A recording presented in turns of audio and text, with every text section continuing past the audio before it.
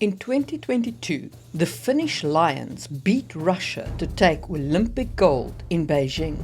But why on earth is the Finnish hockey team called the Lions?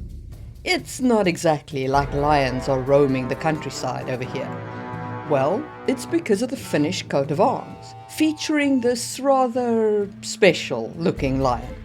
This emblem has a rich history, stretching back over 500 years.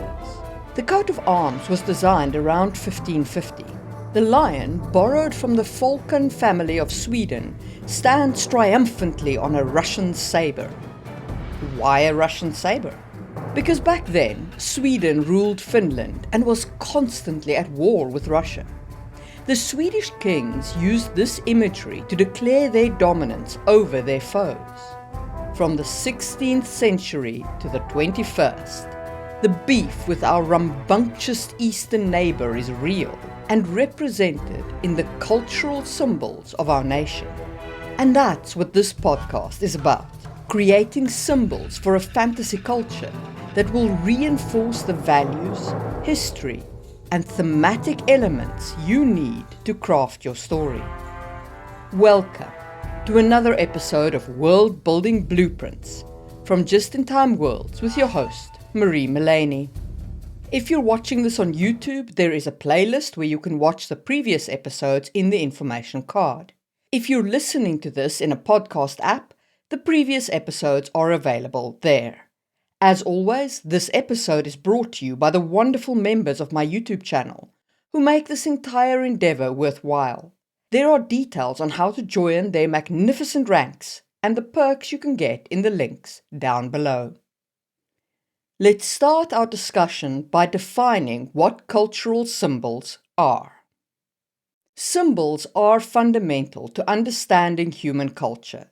They are objects, gestures, sounds, or images that represent particular meanings within a culture. These symbols facilitate communication and convey complex concepts and emotions. In this podcast, we have covered many of the elements of symbology already, and now is the time to cover the remainder. Let's start with a quick rundown of the major elements of symbology in a culture. First up is language as a symbolic system. Language is perhaps the most sophisticated symbolic system humans have. Consider this. Shakespeare used over 25,000 unique words in his plays. That is 25,000 little symbols that we all understand the meaning of.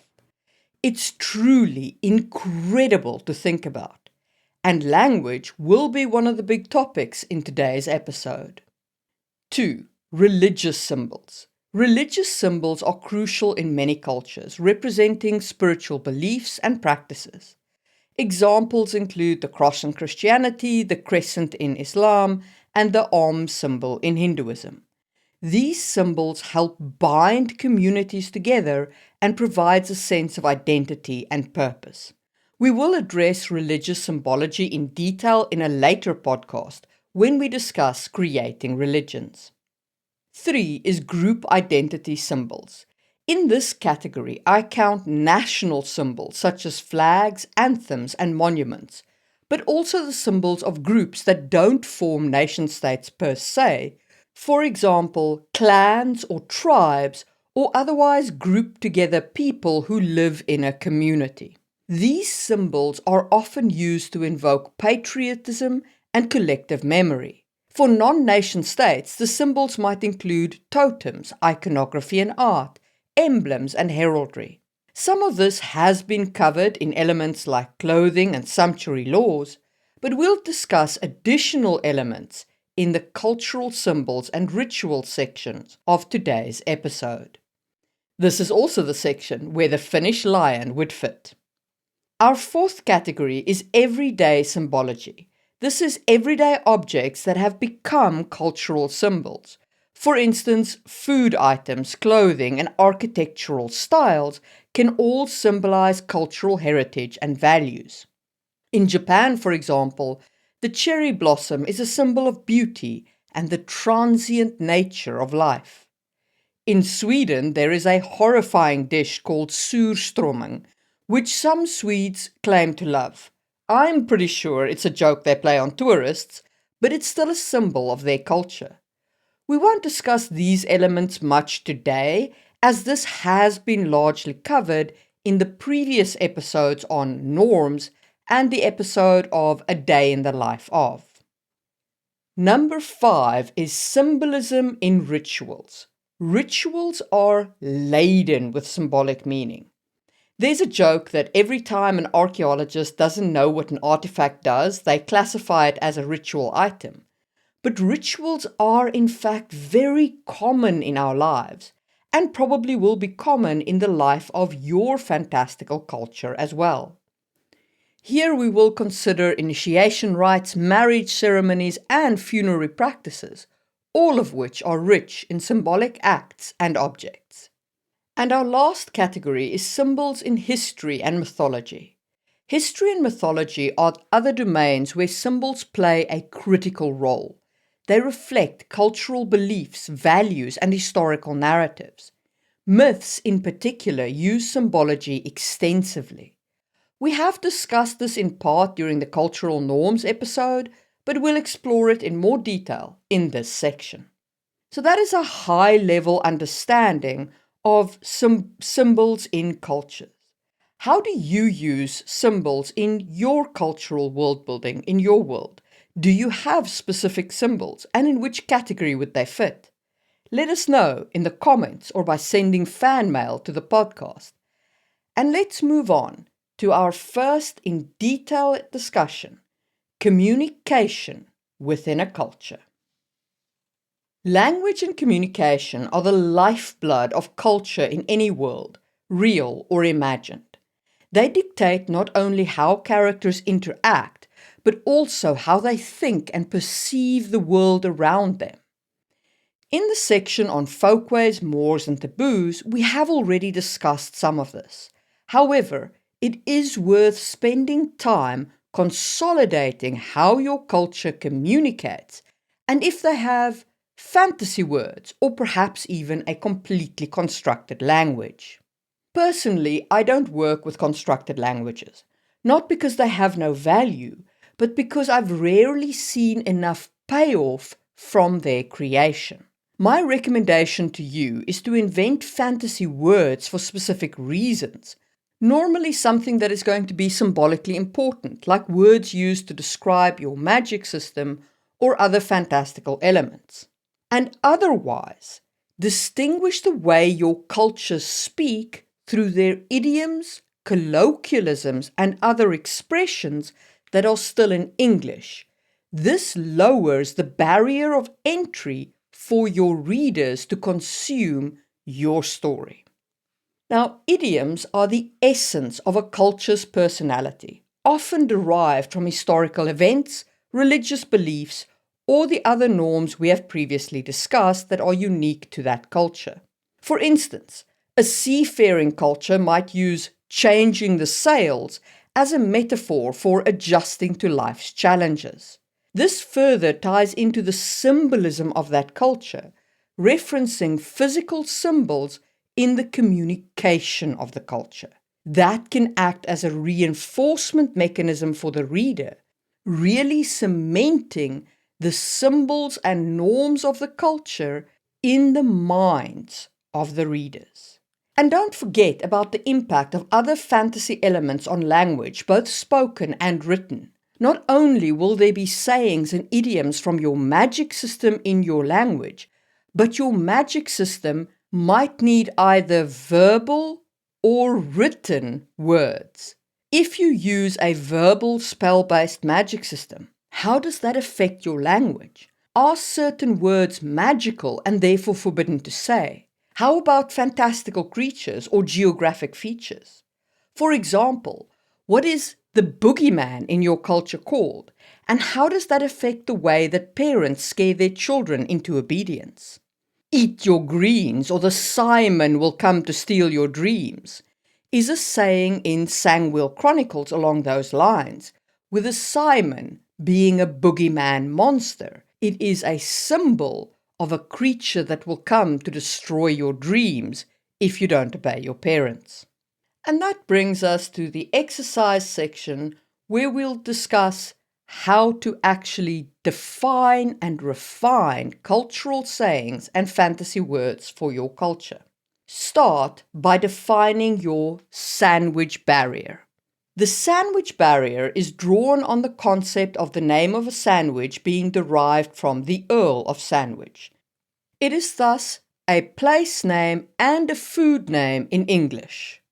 Now, some world builders will ignore that and just use the word sandwich for sandwich in their fantasy culture, despite the fact that they don't have a place called Sandwich.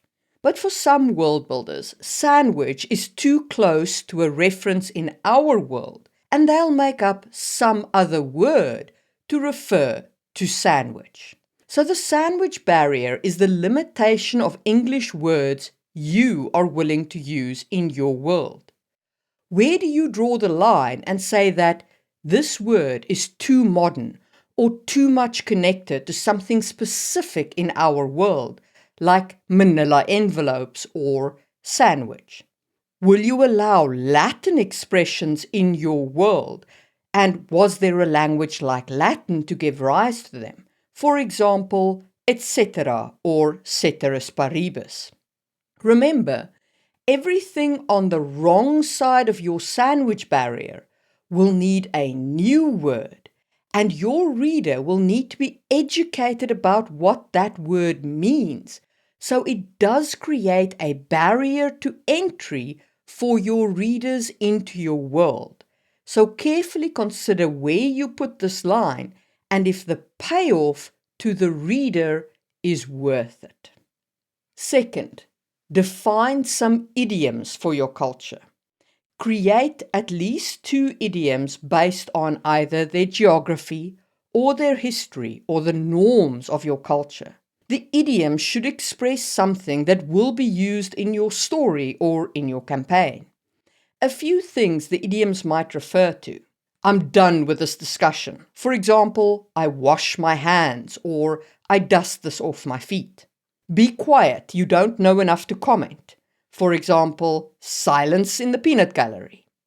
Or something that will never happen. For example, a cold day in July. Or you have to do something that you must, but you don't want to. For example, you have to bite the bullet. How would these concepts be symbolically expressed in the language of your culture? Then, do you have any fantasy words? Do you have magic adjacent words? Do you have creatures that are specific to your world that have made up names? Also consider praises and insults. Would something like pinhead, as in you can have only as many brains as can fit into a pin, be considered an insult?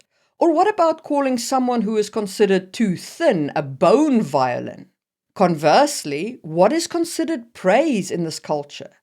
Things like smoking hot for somebody who's beautiful, or strong as a lion for somebody who's particularly muscular. What is the equivalent of that symbolic expression of insult and praise within your culture? And don't forget about non-verbal cues and communication in this. Does this culture use thumbs up to mean okay, or do they have some other sign? Can they communicate through the use of an implement like a fan? Do they hold the fan up to show disgust or perhaps to indicate that somebody should get away from them? And are any of these non-verbal communications tied back to the folkways and norms that we discussed in the previous episode? And of course, this is fantasy world building. So, does your magic system or fantasy creatures have any impact on your language or writing? For example, in early Dungeons & Dragons, spells were written and spoken in Draconic, the language of dragons. You could create the same kind of writing or lingual system for a given culture and use that as your Latin equivalent for those et ceteras you might need.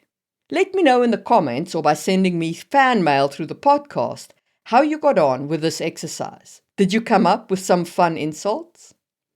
And now, let's move on to cultural symbols and rituals. Symbols and rituals are powerful elements in any culture, serving to express and reinforce shared values, beliefs, and identities. In a fantasy setting, these elements can be especially rich and varied, reflecting the unique characteristics of your world. We've discussed most of the various symbols within other topics, so in today's episode, we'll only cover group identity symbols and ritual symbols. Let's start with the group identity symbols. National symbols are potent emblems of identity and pride. They often appear on flags, coins, and monuments, and can evoke strong emotions and a sense of unity. Like with the Finnish lion, when creating these symbols, you should consider the origin and purpose. If a community has a phoenix as their emblem, is that to symbolize rebirth because they built themselves from the ashes? These kinds of symbols are at their most powerful when they have a rich history behind them. So don't just draw a pretty design. Also create the story behind the design. I briefly want to talk about currency here. Money is an often overlooked resource of symbology, but there is a reason why the monarchs put their own faces on the coins of their kingdoms. It's an everyday item that everyone handles, and so it reinforces the symbol over and over for the people of the culture. When you're designing your currency, bear in mind that money is already a symbolic item, and adding more symbolism to the design of the coins will serve only to further enrich your world building. Among my normal YouTube videos, I have 2 that specifically deal with creating currencies, and I'll leave a link to them both in the description of this video. However, you might not have nation-states as a concept. Maybe your people are tribal or feudal or a nomadic traveling group. How do they express their identity then? Perhaps they have an amulet they all wear. For the rich, it's cast from gold. For the poor, it's carved from wood, but the design on the amulet is the same for all of them.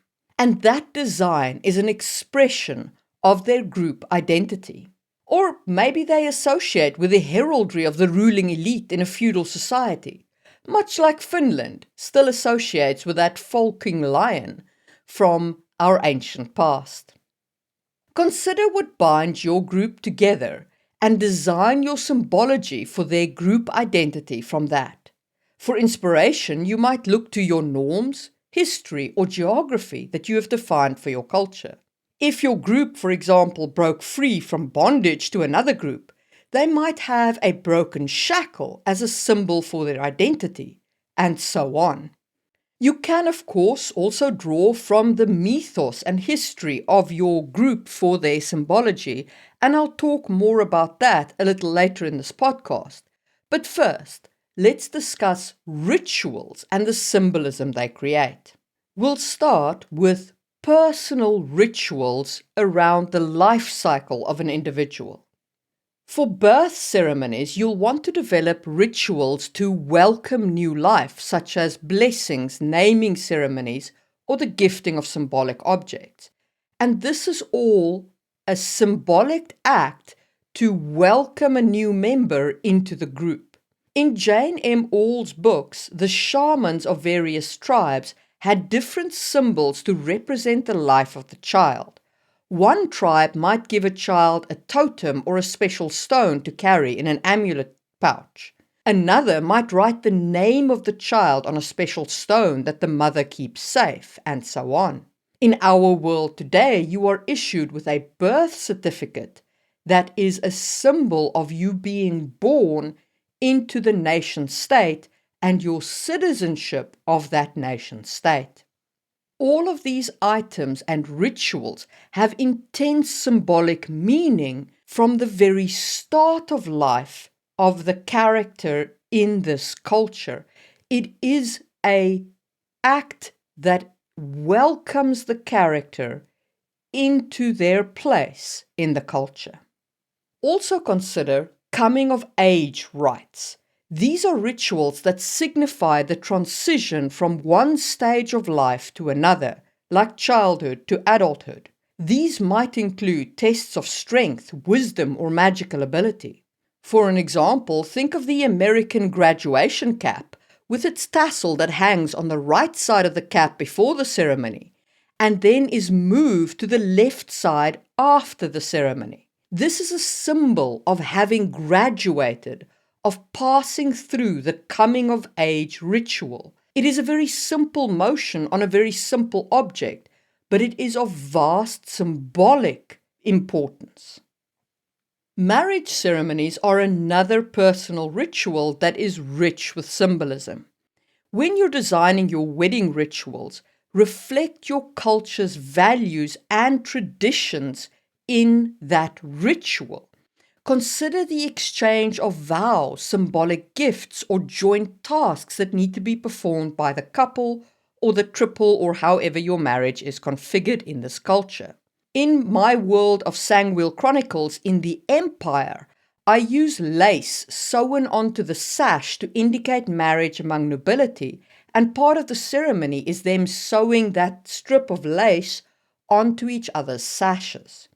But for peasants in the empire, they don't have sashes, so their marriage is indicated by bangles of lace that they sew around each other's wrists. And from birth and marriage right through to funerary practices, when you're developing your customs for honoring the dead, such as burial rites, memorial services, or rituals to guide the soul to the afterlife, here you have a rich source for symbols. The journey of the soul is represented symbolically. The mourning process is represented symbolically. Funerals should be very rich in this process to help people move on from the death of a loved one.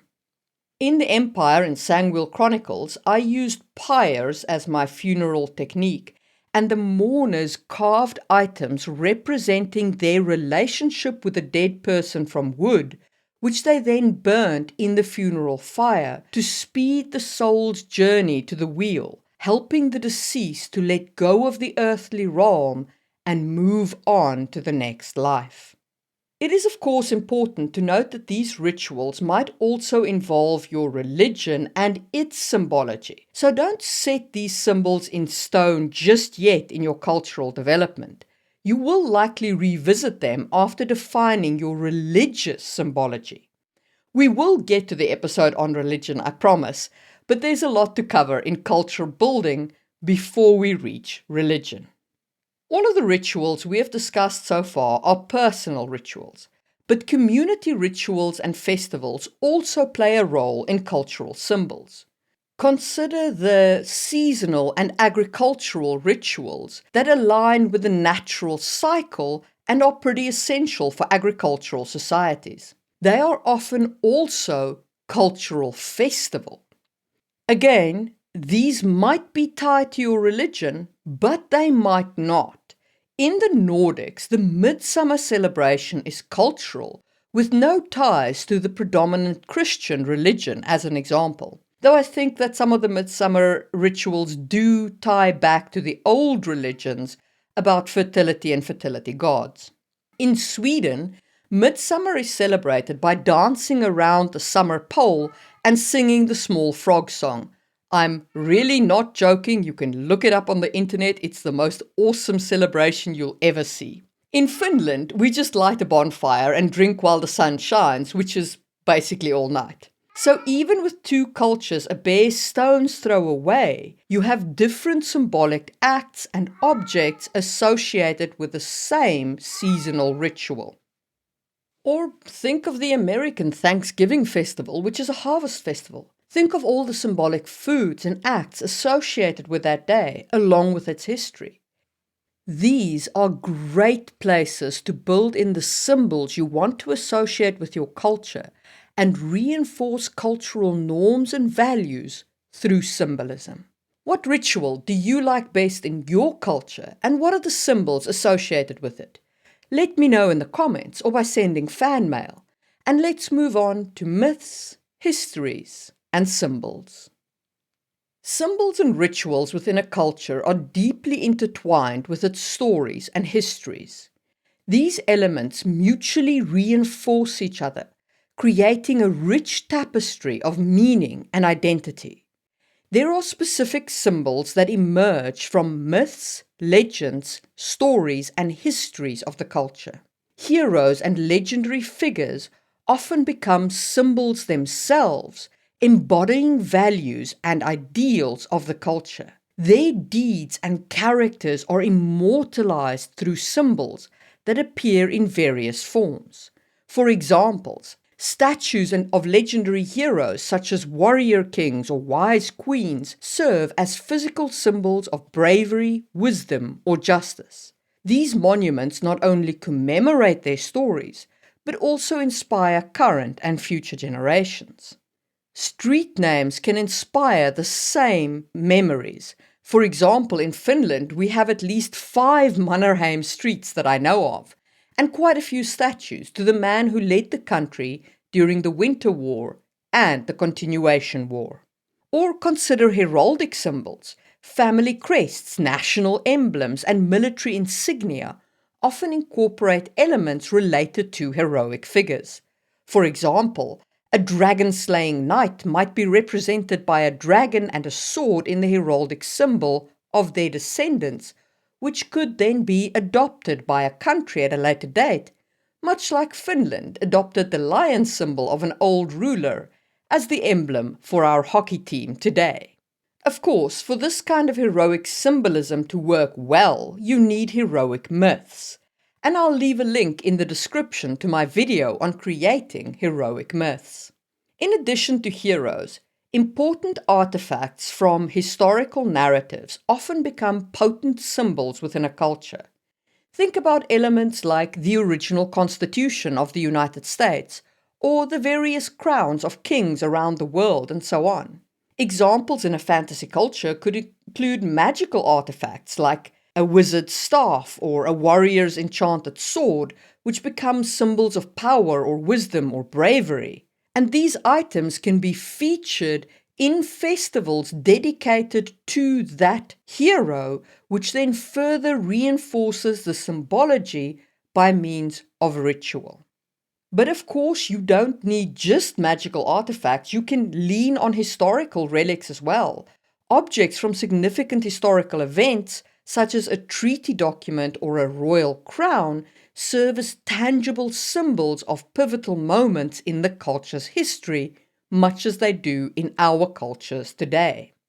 Another great source of symbolic material is creation myths and other foundational stories. Consider how much the Roman culture included wolves in their cultural symbolism, due to Romulus and Remus being raised by the she-wolf Lupa.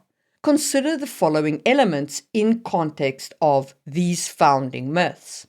Elements like the sun, the moon, and stars often appear as cultural symbols. These cosmic elements can symbolize life, death, and renewal, as well as the passage of time, and can tie back to that culture's creation mythology.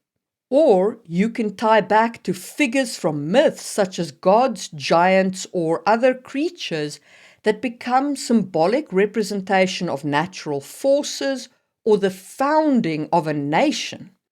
And these symbols can be found in art, architecture, and everyday objects, and can tie your culture's identity back to its founding mythos. Like with heroic myths, you need a founding myth or a creation myth to make these symbols work, and I'll include a link to my creation myths and general myths video in the description. Of course, many of these stories and historical events will have commemorative rituals and festivals, which will thus reinforce the symbols associated with these narratives. Consider elements like victory celebrations, which are festivals celebrating the historical victories or the heroic acts, And this might include symbolic acts like lighting fires to represent the triumph of light over darkness, or reenactments of key battles to keep the memory alive. You could also have founding ceremonies, annual ceremonies that commemorate the founding of a city or a nation, and can involve symbols like planting a tree to symbolize growth and endurance, or lighting a perpetual flame to symbolize eternal life and continuity, or shooting off fireworks like with American 4th of July. And like with the other sections in this podcast, religion could very well be incorporated in many of these events, and would thus also be present in the symbolic landscape of the event. So don't lock yourself into your symbols until you have created the religion as well. Do you have a founding myth for one of your cultures? What are the symbols associated with that myth, and how do you use them in your culture? One caveat, as always on this podcast, don't fall down the eternal world builder's hole and forget to actually run your campaign or write your story. You can create these symbols on the fly as long as you have a clear idea of what your culture represents thematically. Just make sure to keep track of the symbols you create so that you can use them again and again in different situations and reinforce the thematic elements of your culture. And that's a wrap for this episode on culture building. Today, we explored how to build cultural symbols through language, group identity, rituals, history, and myths. These elements serve to reinforce your culture's values and bind the members together as a community. Next month, we'll get to art and education in a culture, and then finally we'll move on to religion after that. So make sure you're subscribed if you want to get those episodes when they drop. And a very huge thanks to my members for sponsoring this podcast, and a special shout out to Tony, Katie, and Pablo as members of Build It in Stone, and Dylan, Tiffany, and Aya as members of Build It in Wood. All members not only get early access to my videos, but also get access to the worksheets that accompanies this podcast. And you, dear listener, can join their ranks for as little as a cup of coffee a month and also unlock these perks. But don't feel pressured. You can also support me just by sharing this podcast around. And on that note, I will see you soon for another episode. Remember, build what you need, when you need it, and happy world building.